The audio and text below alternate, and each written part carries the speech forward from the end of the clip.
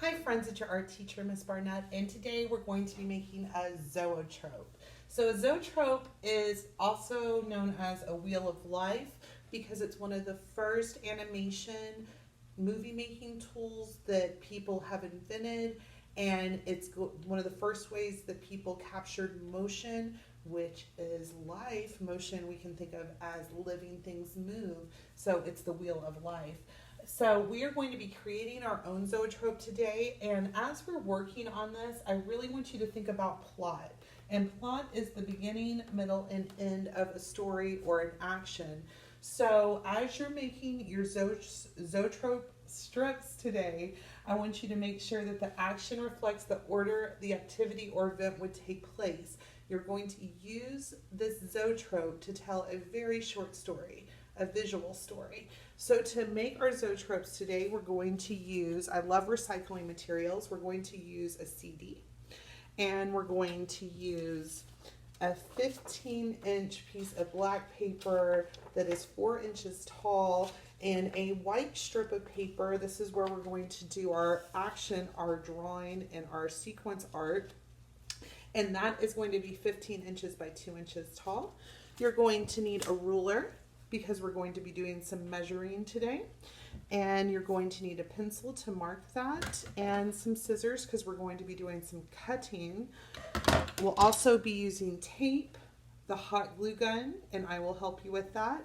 And then to finish off our drawings, our sequence art, our animations, we can add color either using markers, crayons, or colored pencils. So we're going to get started, and as we get started, I want you to brainstorm because the first step in making any kind of art is brainstorming. And I want you to think about what kind of person, animal, or vehicle you are going to show in your zoetrope. What activity is going to be taking place, and what order of events would those actions happen. So as you're thinking on that, you can do some sketching, and I'm going to go ahead and show you how to create your own zoetrope. Let's get started. So my friends, I went ahead and I sketched out some examples of how you could use beginning, middle, and end to create a quick story in your zoetrope. So you could do things like from nature. This first example, I have a plant, a flower coming out of the ground, and rain happening in the weather.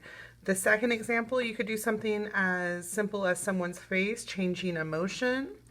Or if you really want to just give it a very easy go, you can do something like you could animate a ball bouncing. So those are just some ideas to get you started. I would love to see you come up with your own ideas for this project. So to get started, we're going to take our 2 pieces of paper and we're going to measure out equal spaces. So this is 15 inches. I'm going to make this real easy. We're just going to measure out 1-inch spaces. You're going to take your ruler and line it up with the edge of your paper.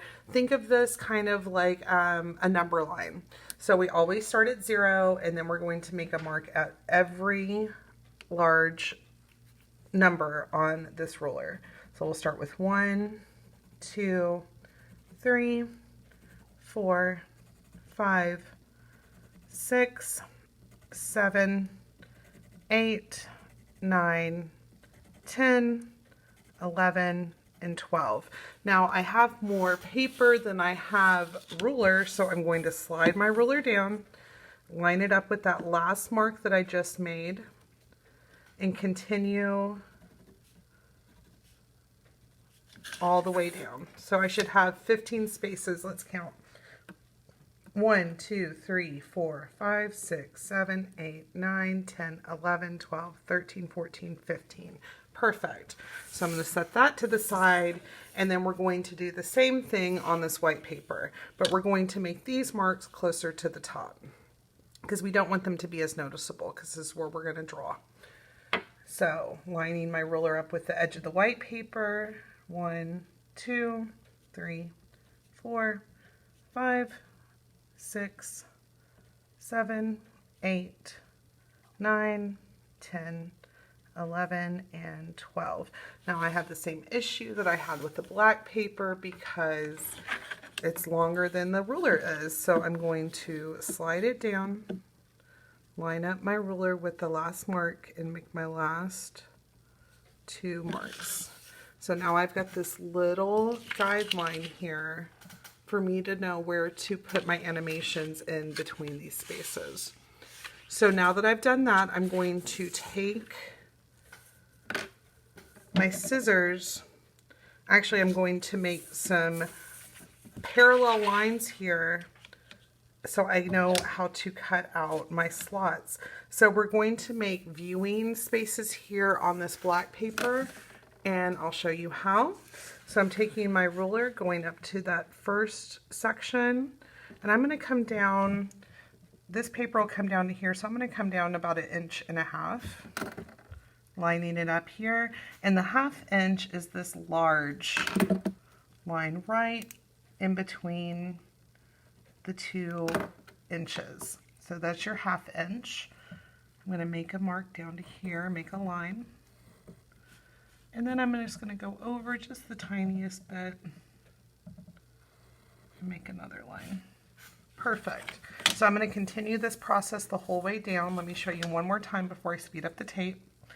I line it up with that first mark, make sure that the ruler is on the edge of the paper, and go down to the 1/2 inch. And then just move the ruler just a little bit and go down to the other 1/2 inch. Oop. Just like that. So I'm going to continue this process the whole way down, and you can watch.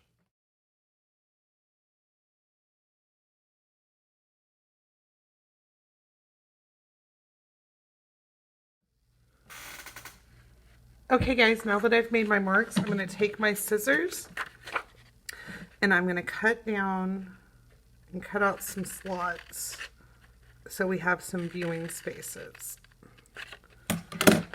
And then you can just kind of fold it down and then take your scissors and snip it.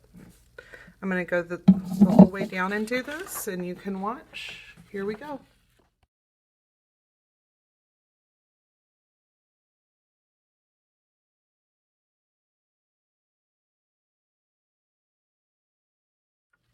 All right, that looks great. So we'll eventually attach this black part to the CD at the base.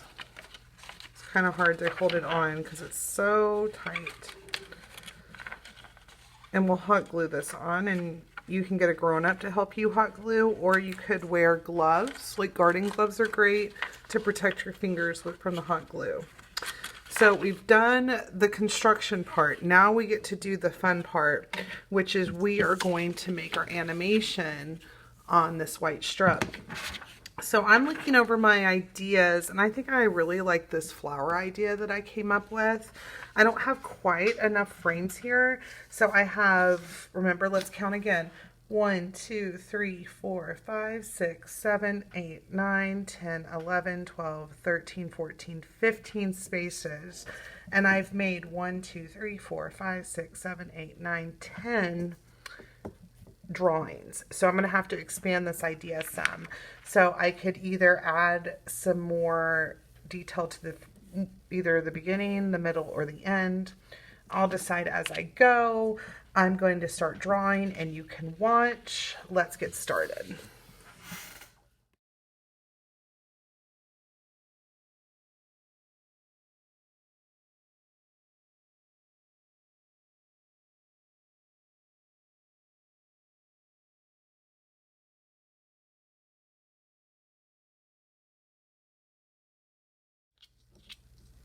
Okay friends, so I've gone ahead and I've drawn my sequence. I've got a beginning, middle, and end. It might be a good idea to stop and start your animations on close to the same action. That way it looks more complete and you have a smoother transition as your zoetrope spins. So now I'm going to go ahead and add some color to my drawings, and you can watch me do that. Here we go.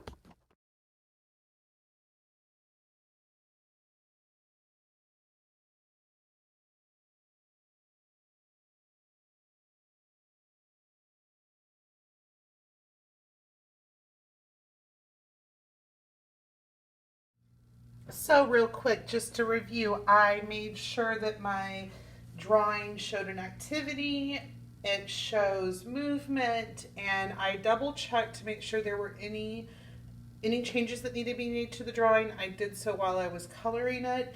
Now I'm going to show you how to put this together. So we're going to use tape here, and we're going to attach our drawing strip to our black paper. And we want to kind of make sure it matches at the ends. We don't want it overlapping. And we'll just simply take a piece of tape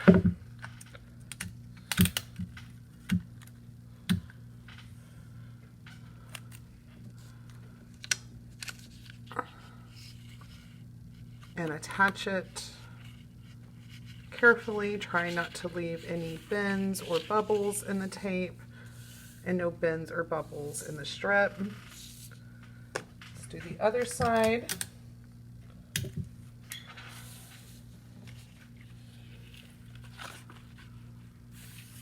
Just smoothing it out, making sure it's not bubbled anywhere, and attaching it. Perfect. So now I'm going to take the hot glue gun and attach this circle to the CD, and you can watch. While my glue gun is heating up, I'm going to take this opportunity to take a little piece of duct tape and cover this hole in the middle of our CD.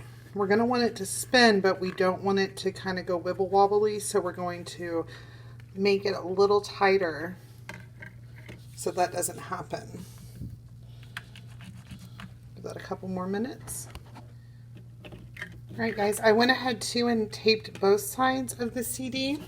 Now I'm very carefully going to put a bead of glue around the edge of the CD and attach the paper. I'm going to work in segments, going slow and taking my time.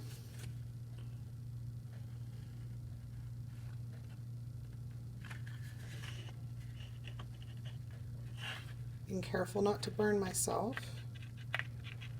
And we'll just keep working this around. I'll speed up the tape so you can watch.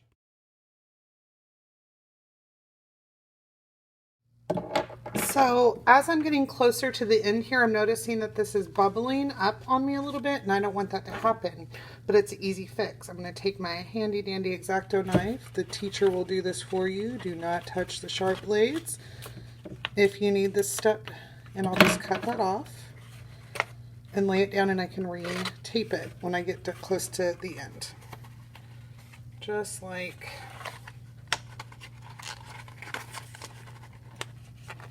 that. Okay, let's finish it up. All right, kids, so now I'm going to take this edge, take another piece of clear tape, and just tape that down together. And now we have a completed zoetrope.